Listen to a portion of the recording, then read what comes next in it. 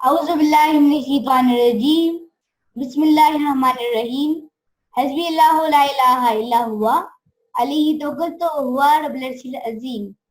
अस्सलामु अलैकुम व रहमतुल्लाहि व बरकातुहू। ग्रांड कज़न को और मीना वालों तासीम गई। Dear viewers and well wishers, आप लोग कैसे हैं? आज हमारे साथ एक टीचर है, एक सीईओ, एक एंटरप्रेन्योर, एक लीडिंग वुमेन जो पाकिस्तान की लीडिंग वुमेन में से एक है। आज हम उनका इंटरव्यू लेंगे। सबसे पहले मैम, आपको खुशामदीद कहना चाहूंगा हमारे शो में। Thank you so much. Ma'am, सबसे पहले व्यूअर्स के लिए आप इंट्रोडक्शन करें ताकि व्यूअर्स भी आपको जाने।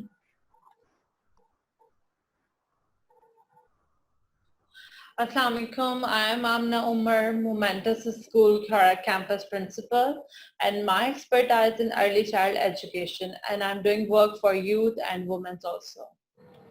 मैम, आपकी क्वालिफिकेशन क्या है? My qualification is MA Education. Great, माशाल्लाह। आपको बचपन में क्या बनना था? आप क्या बनना पसंद कर रही थी? मुझे बचपन से ही टीचर बनने का बहुत शौक था और after marriage I complete my studies and I did job as a teacher और अब मैंने अपना स्कूल ओपन किया है और वहाँ पर मैं टीचर्स को ट्रेनिंग दे रही हूँ। मैं प्ले ग्रुप की टीचर रही हूँ। मैंने हमेशा छोटे बच्चों को पढ़ाया है या फिर मैंने कॉलेज लेवल पर पढ़ाया है। कॉलेज लेवल पर मैंने as a lecturer education subjects के लेक्चर्स दिए हैं और जो मेरी एक्सपर्टाइज है वो अर्ली चाइल्ड एजुकेशन। मैंने डिफरेंट मॉन्टेसरी कोर्सेज किए हैं, ट्रेनिंग्स ली हैं, टीचर्स ट्रेनिंग्स ली हैं और अब मैं टीचर्स को ट्रेन कर रही हूँ अपने टाउन में। अच्छा, मेरा टाउन खौड़ा है और वो वहाँ पर नमाज़ है। जी। अच्छा, आपको कुकिंग पसंद है? जी, आई लव कुकिंग। और आपको कुकिंग में क्या बनाना अच्छा लगता है? मुझे सब चीजें बनाना अच्छा लगता है क्योंकि मुझे कुकिंग का शौक है और मैं हर चीज इजीली बना लेती हूँ। मैंने सारे एक्सपेरिमेंट्स किए हैं, मैंने सब कुछ बनाया है, like baking and cooking, each and everything. माशाल्लाह। और आपकी फेवरेट पर्सनैलिटी कौन है? My favorite personality, my teacher, Ma'am Reno Saroya. She is my favorite personality. वाह, माशाल्लाह। तो चलिए, आज हमारे शो के 3 हिस्से हैं। एक एज अ टीचर, एक एज अ एंटरप्रेन्योर और एक एज अ लीडिंग वुमेन। तो हमारा सबसे पहला हिस्सा है टीचिंग। तो एज अ टीचर मैं आपसे सवालात करता हूँ। क्या आपको अपनी पहले दिन, जिस दिन आप स्कूल को गई थी, टीचिंग करवा रही थी, वो दिन आपको याद है? यस, बिल्कुल याद है, बहुत अच्छे से याद है। क्या छोटे बच्चे को और जिस दिन मैं पहले दिन गई थी टीचिंग के लिए, फर्स्ट टाइम मेरा डेमो हुआ था छोटे बच्चों को पढ़ाने के लिए और उस टाइम मुझे आइडिया नहीं था और मैंने सब कुछ पढ़ा दिया था। फिर उसके बाद मैंने डेमो कैसे देते हैं उसको प्रिपेयर किया और कैसे एक्सप्लेन करते हैं और कैसे बच्चों के साथ इंटरेक्ट करते हैं उसको सीखा। और मेरा स्टार्ट जो है बिकन हाउस से हुआ था, वहां पर मैंने प्ले ग्रुप के बच्चों को पढ़ाया था और बहुत अच्छी लर्निंग हुई वहां पर मेरी। अच्छा, प्ले ग्रुप के बच्चों को शुरू के दिनों में कैसे खामोश किया जाता है? खामोश उनके साथ ना आपको जो है एक बॉन्डिंग बनानी पड़ती है, पॉजिटिव एंड स्ट्रॉन्ग बॉन्डिंग बनानी पड़ती है। लाइक आपको उनके साथ फ्रेंडली रिलेशनशिप रखना पड़ता है। जैसे उनको अगर आप मॉर्निंग करें तो आप उनको एक्शन के साथ कहें, sleep sweet sleep, it's morning, good morning. So इस तरह आप उनके साथ मॉर्निंग में सर्कल टाइम करें। फर्स्ट जब आप सबसे पहले स्कूल जाएं तो बच्चों के साथ मीटअप करें, सर्कल टाइम करें, वहां पर बच्चों के साथ बैठें, उनके साथ कम्युनिकेट करें अपने दिन का आगाज दुआ के साथ करें और फिर उन्हें आप उनसे दुआ के बाद उनसे कम्युनिकेट करें, हैव यू ईट ब्रेकफास्ट, और क्वेश्चन आंसर्स करें कि आपने ब्रेकफास्ट किया, do you wash your teeth in the morning. उनसे क्वेश्चन आंसर्स के थ्रू उनकी लर्निंग भी होगी और वो आपसे सीखेंगे भी, फिर उनसे पार्ट्स ऑफ बॉडी और सर्कल टाइम में आपने उनसे कम्युनिकेट करना और उनको टीच करना। अच्छा यहाँ से आपने अपने दिन का स्टार्ट करना है और उनको जी जी मैम, यू कंटिन्यू। ओके। सो आपने उनको जब पढ़ाना है तो इतना इंटरेस्टिंग वे में पढ़ाना है, आपका लेक्चर इंटरेस्टिंग होना चाहिए ताकि बच्चे उससे खुश होकर लर्न करें, मतलब वो फेड अप ना हो। अगर आप कुछ भी उनको सिखाना चाहते हैं, उनको गेम्स के थ्रू, डिफरेंट एक्टिविटीज के थ्रू आप करवाएं तो उनका इंटरेस्ट डेवलप होगा और वो लर्न करेंगे। और मेरा नहीं ख्याल कि बच्चों को डांटने की या उनको चुप करवाने की जरूरत पड़ती है, आपको उनको इंगेज रखना चाहिए। इंगेज योर चिल्ड्रन माइंड, अपने बच्चों के जो माइंड है उनको इंगेज रखें। जब वो बिजी होंगे डिफरेंट एक्टिविटीज में तो वो कभी भी आपको तंग नहीं करेंगे। अच्छा, और क्या छोटे बच्चों को पढ़ाना आसान होता है या कॉलेज के बच्चों को?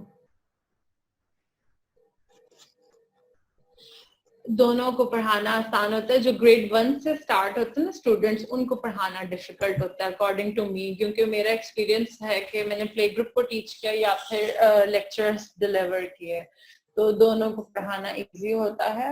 मेरे बाकी जो बच्चे होते हैं उनको थोड़ा सा एक्सप्लेन करना, फिर उनको लिखवाना, वो उस मेरा इतना एक्सपीरियंस नहीं है, क्योंकि मैंने सिर्फ प्ले ग्रुप को टीच किया तो उनके साथ राइम्स और इस तरह उनको डिफरेंट एक्टिविटीज के थ्रू टीच किया। और जो कॉलेज लेवल पर अगर आप बात करते हैं तो उनको लेक्चर डिलीवर किया और उनको असिस्ट किया थ्रू एग्जाम्स और प्रेजेंटेशंस।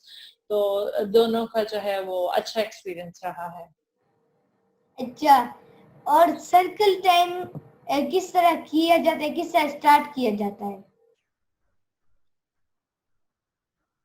सर्कल टाइम ऐसे होता है कि सबसे पहले तो आप अपने बच्चों को जब वो आए उनको वेलकम करें क्लासरूम में। फिर उसके बाद जब आपके सब बच्चे कंप्लीट हो जाएं, क्लासरूम में आ जाएं, तो आप उनके साथ बैठें कारपेट पर राउंड, उन्हें कैसे राउंड द राउंड कारपेट, उनको कॉन्सेप्ट देंगे कि हम राउंड कारपेट पर आपसे बैठ जाएं। फिर उसके बाद जब बच्चे आपके साथ बैठ जाएंगे तो आपने सबसे पहले दिन का आगाज करना है, दुआ पढ़ानी है उनको, रब्बी ज़िदनी इल्मा। फिर आपने उनको कलमे याद करवाने हैं। फिर उसके बाद आपने जो है उनके साथ कम्युनिकेट करना है, जैसा कि मैंने आपको बताया कि उनसे पूछना है कि आप ब्रेकफास्ट करके आए हैं, उनके साथ एक इंटरेक्शन करना है, कम्युनिकेशन करनी है ताकि आपकी पॉजिटिव बॉन्डिंग हो। फिर उसके बाद आप उनको जो है सर आप उनको पार्ट्स ऑफ बॉडी पढ़ाएं। पार्ट्स ऑफ बॉडी आप उनको कैसे पढ़ाएंगे? बेटा touch your eyes, where is your eyes, show me your eyes, here is our eyes, मतलब उस बात भी करें और उनको सिखा भी रहे हैं। फिर touch your nose, here is our nose, where is your teeth, show me your teeth. इस तरह करके आपने उनको पार्ट्स ऑफ बॉडी टीच किया। फिर उसके बाद उनकी बॉडी को वार्म अप करना है। आपने कहना okay stand up all of you, jump with your legs. फिर सब बच्चे जंप करेंगे, वो खुश हो जाएंगे, वार्म अप हो जाएंगे। फिर आपने कहना है go back to your seats, आप अपनी सीट्स पर जाके बैठ जाएं। फिर उसके बाद जैसे मैं अपनी क्लास में स्टार्ट करती थी तो मैं जनरल नॉलेज के क्वेश्चन मॉर्निंग में बच्चों को टीच करवाती थी, क्योंकि उस टाइम पर उनका माइंड फ्रेश होता है और वो बहुत अच्छे से लर्न करते हैं। फिर इसी तरह जैसे कि हमारा टाइम टेबल था, लाइक उसमें सब्जेक्ट बेस्ड लेसन, फिर लंच टाइम, फिर आपका स्टोरी टेलिंग टाइम, मतलब डिफरेंट आपका जो स्केड्यूल के अकॉर्डिंगली आपने अपने बच्चों के साथ दिन स्पेंड करना। और फिर उनको उसमें आपने बिल्कुल उनके ऊपर आई चेक रखना है और उनको मैनर्स सिखाने हैं। और बच्चों की राइटिंग कैसे इम्प्रूव कर सकते हैं? देखें तो छोटे बच्चे होते ना तो उनको इतना ज्यादा हम वो नहीं कर सकते कि उनकी गाइड कर सकते हम। जैसे उनको आप different activity like flash cards के थ्रू आप उनको पहले आप उनसे कहें कि फ्लैश कार्ड पर अपने 2 फिंगर्स के साथ उस पर वो फिर write it on air, if they are writing letter A so you have to write on air, right make a half circle, straight line and then kick. So हवा में लिखवाएं उनसे। फिर उसके बाद फ्लैश कार्ड्स का यूज करें, sand tracing करवाएं। फिर उसके बाद आपने उनको पेंसिल देनी है, और पेंसिल ग्रिप के लिए भी आपने उससे पहले भी काफी मेथड्स को यूज करना है ताकि उनकी पेंसिल ग्रिप हो। और वो जो है अच्छा सा सेल्फ राइटिंग या राइटिंग कर सकें, ट्रेसिंग कर सकें। पहले उनका कॉन्सेप्ट क्लियर करना है, फिर उसके बाद आपने उनको राइटिंग पर लेके आना है। अच्छा, और मैम आपके ख्याल से क्लासरूम को कितने हिस्सों में तकसीम करना चाहिए? फॉर एग्जाम्पल स्पोर्ट्स कॉर्नर, इस तरह। देखें, हमारे पास जो क्लासरूम होता है, अगर आप जैसे बिकन हाउस की बात करते हैं, या मैं फैसल मॉडल स्कूल जो है वहां पर भी मैंने जॉब की थी, तो वहां पर जो मेरा क्लासरूम था प्ले ग्रुप का, वो एक हॉल की तरह था, काफी बड़ा रूम था। तो उसमें आप डिफरेंट कॉर्नर्स बना सकते हैं, जैसे story corner, reading corner, toy area, circle time. आपने अपने जो रूम है क्लासरूम में डिफरेंट कॉर्नर्स को डिवाइड कर लेना है, ठीक है। अब अगर आपके पास रिसोर्सेज नहीं है और आपका रूम छोटा है, तो उसको भी आप यूटिलाइज कर सकते हैं। जैसे वोकैबुलरी वॉल, अगर आपके पास रूम छोटा है तो आप डोर को वोकैबुलरी वॉल बना लें। और जो आपने लेटर्स पढ़ाने, जैसे छोटे बच्चों के प्ले ग्रुप, तो उसमें हम लेटर्स पढ़ाते हैं, तो आप लेटर्स को पेस्ट करते हैं ताकि उनकी विजुअल लर्निंग हो, जो वो देखें और वो उससे लर्न करें। और अगर हम बात करते हैं, वैसे सॉफ्ट बोर्ड यूज करते हैं, जब आपकी क्लास में आप 4 सॉफ्ट बोर्ड लगा सकते हैं, तो उसके ऊपर आप पेस्ट करें। और अपनी क्लासरूम में डिफरेंट कॉर्नर्स बनाएं, जैसे स्टोरी कॉर्नर मैंने आपको बताया, रीडिंग कॉर्नर, फिर sleeping corner, toy area, kitchen area, ताकि उनकी कैरेक्टर बिल्डिंग हो, क्योंकि वो लर्न कर रहे होते हैं, सीख रहे होते हैं कि उनको कैसे बिहेव करना है। सिर्फ उनकी स्टडीज नहीं हो रही होती, बल्कि पूरा उनको आपने बताना होता है कि set your hair, set your tie, उनको गाइड करना होता है हमने कि don't throw the garbage on the floor, कि उनको मैनर्स हमने ज्यादा सिखाने होते हैं, क्योंकि उनकी ट्रेनिंग हो रही होती है, उनकी तरबियत हो रही होती है। और मैम आपका ट्रेडिशनल बेस्ड लर्निंग और एक्टिविटी बेस्ड लर्निंग के बारे में क्या मशवरा है? ट्रेडिशनल बेस्ड लर्निंग जो है वो लाइक एक रटाफिकेशन मुझे लगता है। सो अगर हम एक्टिविटीज के थ्रू करेंगे तो बच्चे बहुत ज्यादा उसमें इंटरेस्ट शो करते हैं। अच्छा, और मैम आपकी फेवरेट एक्टिविटी कौन कौन सी है? एक्टिविटी फॉर माई किड्स, अभी जैसे कि मुझे एक एक्टिविटी बहुत पसंद आई, और वो मैंने ग्रॉस मोटर स्किल के लिए अपने जो स्कूल की रूफ है उस पर मैंने जो है ड्रॉ किया। आपने देखा होगा कि फिजिकल थेरेपिस्ट भी काफी सजेस्ट कर रहे हैं। उसमें यह है कि बच्चों के लिए आपने स्नेक बनाया है, उसमें लेटर्स आपने लिख दिए A to Z, फिर उसके बाद आपने स्टार्ट एंड स्टॉप गेम उसमें आपने बनाई है, गेम है उसमें 1 2 3 आपने राइट किया है, और बच्चे जंप कर रहे हैं, लर्न कर रहे हैं। सो ये जो है उनकी जो है कॉन्सेप्ट्स उनके क्लियर होते हैं। ग्रॉस मोटर स्किल्स के लिए ये एक्टिविटी मुझे बहुत पसंद आई। अभी जो रिसेंट एक्टिविटी अगर आप मुझसे पूछें तो स्टूडेंट्स के लिए, मैं अपनी स्क्रीन शेयर कर सकती हूँ अगर, तो फिर मैं यहाँ पर आपके साथ शेयर कर दूंगी। यस मैम, आपकी अपनी मर्जी है। ओके, अभी यहाँ पर डिसेबल नहीं शेयर हो सकती। अच्छा, और मैम आजकल फिजिकल लर्निंग की बहुत ज्यादा बातें हो रही हैं, तो एज फॉर मोंटेसरी स्टूडेंट्स हम लोग किस तरह फिजिकल लर्निंग इम्प्लीमेंट कर सकते हैं?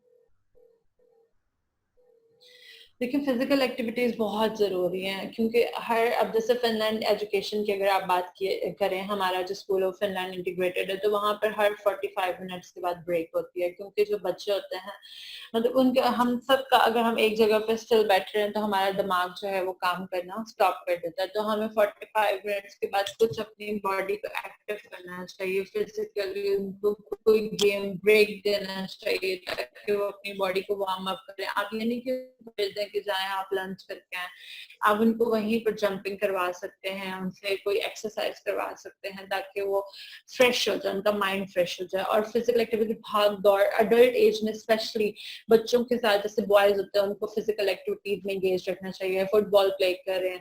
और जैसे जो अगर गर्ल्स की हम बात करते हैं तो उनको हाउस होल्ड चोर्स में एंगेज रखना चाहिए ताकि उनमें पॉजिटिव वाइब्स आए। और हम लोगों के पास जो स्कूल है आजकल वो ऐसे हैं जैसे जस्ट फॉर बिजनेस, वहां पर ग्राउंड्स नहीं होते हैं और हम लोग बस बच्चों को टीच कर रहे होते हैं। हालांकि जब वो भागते हैं, वो खुश होते हैं, वो हंसते हैं, ये सब कितना जरूरी है। फिजिकल एक्टिविटी, खेलना कूदना बहुत जरूरी है। तो फिजिकल एक्टिविटी आप अगर बच्चों को टीच भी कर रहे हैं, अब जैसे मैं आपके साथ जो एक्सरसाइज की बात कर रही थी, ग्रॉस मोटर स्किल की। तो ये एक फिजिकल एक्टिविटी भी है और साथ में लर्निंग भी है कि आप लर्न करें गेम्स के थ्रू। यस मैम, और प्ले ग्रुप क्लास के लिए किस तरह का टाइम टेबल बेहतर होगा?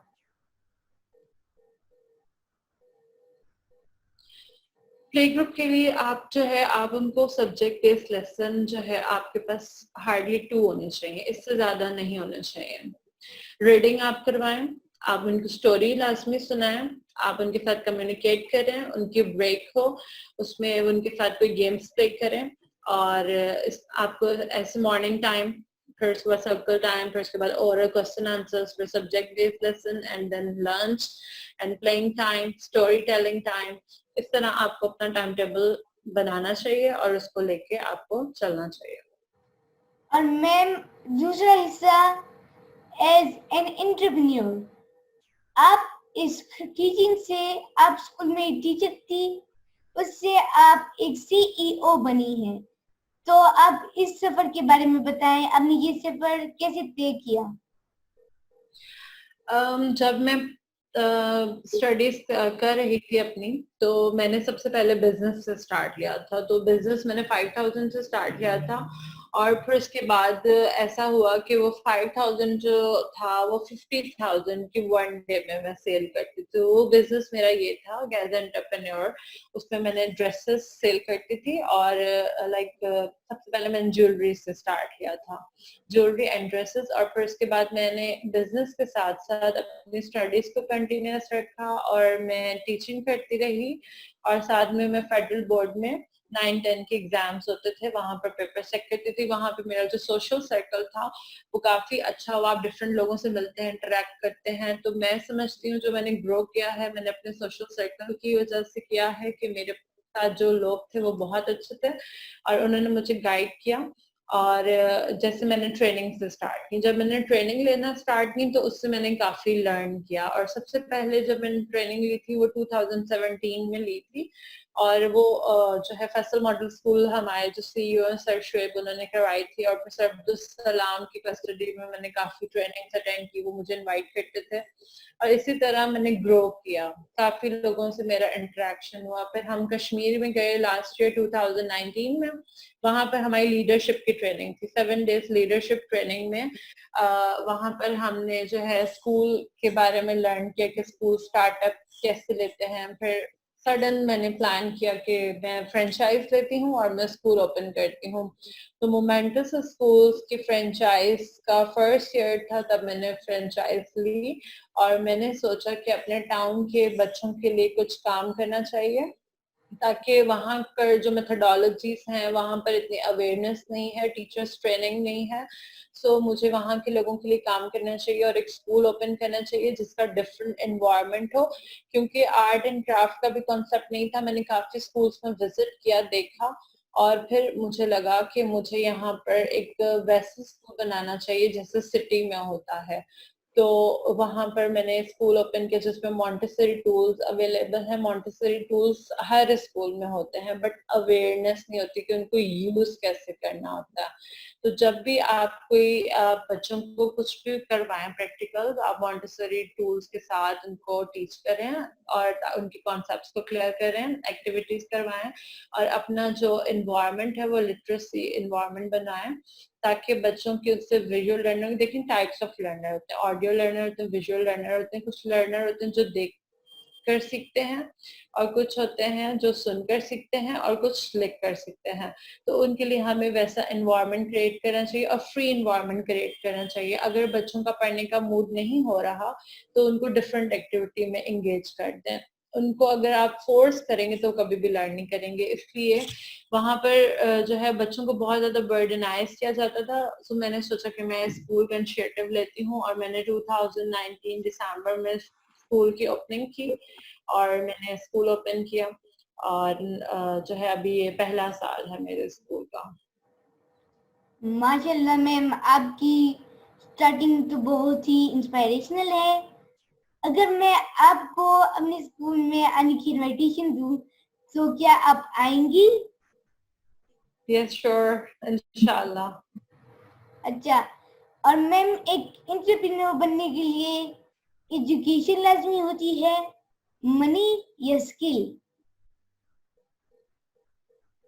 देखिए, आप कोई भी बिजनेस स्टार्ट करते हैं ना, तो उस पे आपकी कमांड होनी चाहिए। अगर आप पर आपकी कमांड नहीं है उस पे, तो आप कभी भी बिजनेस में सक्सेस नहीं कर सकते। जहां तक मेरा ख्याल है, उसमें ऑनेस्टी और आपका पैशन होना बहुत जरूरी है, शौक बहुत जरूरी होता है। तो मुझे बहुत ज्यादा शौक था, इस वजह से मैंने इसको इनिशिएटिव लिया। और अगर आपको शौक होता है तो आप अच्छे से अच्छा करने की कोशिश करते हैं। और जब आप उसको एज अ बिजनेस लेते हैं, तो मेरा नहीं ख्याल कि उसमें कुछ लोग होते भी होंगे सक्सेसफुल, बट ज्यादा जरूरी ये है कि आपकी उस पर कमांड होनी चाहिए। जो भी आप काम कर रहे हैं, आपको उसका नॉलेज होना बहुत जरूरी है। और हमारी शो का तीसरा हिस्सा एज लीडिंग वुमेन। तो मैम एक वुमेन किस तरह लीडिंग वुमेन ऑफ पाकिस्तान बन सकती है, एक लीडिंग वुमेन बन सकती है? लीडिंग वुमन इस तरह बन सकते हैं कि देखें, आपको अपने ऊपर ट्रस्ट होना चाहिए, आपको स्ट्रांग होना चाहिए और आपको कभी भी गिव अप नहीं करना चाहिए। चाहे जितना भी हार्ड टाइम आए, आपको उसको फेस करना चाहिए और हमें आगे बढ़ना चाहिए। और हमें ये नहीं सोचना चाहिए, अब जैसे कि कुछ लोग होते हैं, वो कहते हैं हमारी एज ज्यादा होगी तो हम नहीं पढ़ते। मेरी एक फ्रेंड थी, उन्होंने मुझे सजेस्ट किया कि आमना आप अपनी स्टडीज को कंटिन्यूस करो, और मैं उनकी बहुत थैंकफुल हूँ। फरी हैं, वो कराची में होती हैं, और आफ्टर मैरिज मैंने स्टडीज की, फिर 3 बच्चों के साथ मैंने पढ़ा।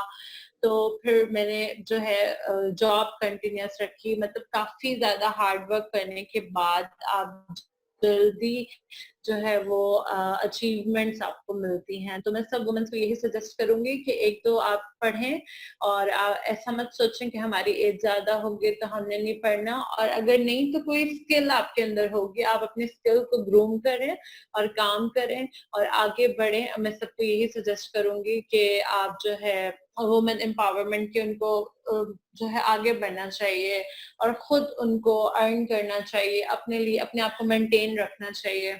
और इस तरह की जो है वो बिजी रहेंगी और पॉजिटिव चीजों में एंगेज रहेंगी, तो उनकी लाइफ बहुत अच्छी होगी। और लीडिंग वुमेन किस तरह वुमेन को इंस्पायर कर रही हैं? इंस्पायर जैसे कि हम ऑर्गेनाइज कर रहे हूँ मैम लीडिंग वुमन में, तो वहां पर कॉन्फ्रेंस अभी हमारी होगी, जिसमें बहुत स्पीकर्स हैं। 50 स्पीकर्स को हम इनवाइट करेंगे, और जो स्पीकर्स हैं वो अपनी लाइफ स्टोरीज शेयर करेंगे, ताकि जो घर में खवातीन मौजूद हैं उन लोगों को उनसे मोटिवेशन मिले, उनकी लर्निंग हो और वो ग्रो करें, वो उनसे सीखें, और सब कुछ वो सब कर सकते हैं। और उनको ये हमने बताना है कि you can do it everything in your life. माशाल्लाह मैम, आपने बहुत ही अच्छी बातें की। और आजकल की औरतों और वालिदैन के लिए आपका क्या मैसेज है? वालिदैन के लिए मेरा ये मैसेज है, क्योंकि ये हमारा फीचर है पेरेंटिंग। तो पेरेंटिंग पर जब मैंने फर्स्ट टाइम पेरेंट्स ओरिएंटेशन रखी और पेरेंटिंग पर सेशन दिया, तो आप में बहुत ज्यादा खुद में चेंज आता है जब आप पेरेंटिंग पर सेशन देते हैं। तो आपको जो है अपने बच्चों के लिए एक रोल मॉडल बनना है। तो हम रोल मॉडल, जो बच्चे होते हैं हमारे, वो ऑब्जर्व करते हैं। अगर हम अपने बच्चों से कहेंगे बेटा नमाज पढ़ लो, बेटा ये कर लो, वो कर लो, वो नहीं सुनेंगे। वो जो आपको देखेंगे वो वही करेंगे। वो ऑब्जर्व करते हैं, वो ऑब्जर्व करते हैं और फिर वो वही करते हैं जो उनके पेरेंट्स करते हैं। और ये वाकई हकीकत है। सो हमें अपने बच्चों के लिए रोल मॉडल बनना है। जैसे हम होंगे वैसे ही हमारे बच्चे होंगे।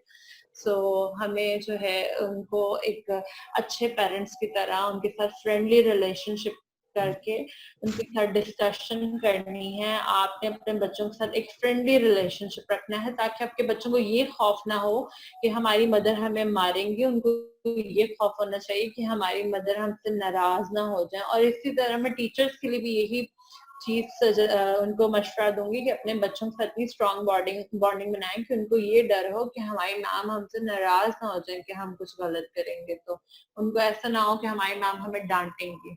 तो ऐसा रिलेशनशिप होना चाहिए। और आपको क्या डॉक्टर अल्लामा मोहम्मद इकबाल रहमतुल्लाह अलैह का एक शेर याद है? शेर मैं आपको एक सुनाती हूँ। अफराद के हाथों में है अवाम की तकमील, हर फर्द मिल्लत के मुकद्दर का सितारा। वाह वाह मैम, बहुत ही अच्छे शेर हैं। और व्यूवर्स, ये थी मैम आमना उमर। हमें इजाजत दीजिएगा, आप सब लोगों से इस दुआ से इजाजत मांगूंगा। और thank you very much ma'am Amna Umar, ताकि आपने हमें अपने कीमती टाइम में से टाइम दिया। या अल्लाह, हमारी इस प्यारी दुनिया से ये वायरस जल्द से जल्द खत्म हो जाए। आमीन सुम्मा आमीन। खुदा हाफिज। आमीन इंशाल्लाह ताला। Thank you so much. Take care. Allah Hafiz. Allah Hafiz.